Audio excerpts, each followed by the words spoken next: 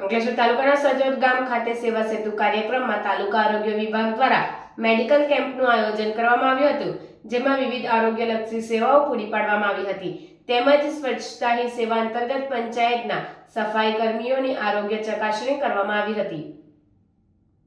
અંકલેશ્વર તાલુકા આરોગ્ય વિભાગ દ્વારા સજોદ ગામ ખાતે યોજાયેલા 10 તબક્કાના સેવા સેતુ કાર્યક્રમમાં મેડિકલ કેમ્પનું આયોજન કરવામાં આવ્યું હતું, જેમાં ઓપીડી, ઇમરજન્સી સેવા, લેબોરેટરી સેવાઓ, બ્લડ પ્રેશરની તપાસ સહિતની આરોગ્યલક્ષી સેવાઓ તેમજ પીએમજે સહિતની કામગીરી આ કેમ્પના સ્વરૂપમાં રાખવામાં આવી હતી।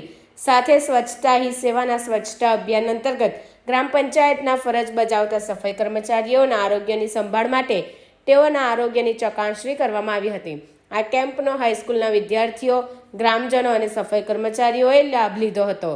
આ પ્રસંગે તાલુકા આરોગ્ય અધિકારી ડોક્ટર સુશાંત કઠોરવાલા સહિત પ્રાથમિક આરોગ્ય કેન્દ્રમાં તબીબો અને નર્સિંગ સ્ટાફ ઉપસ્થિત રહ્યા હતા।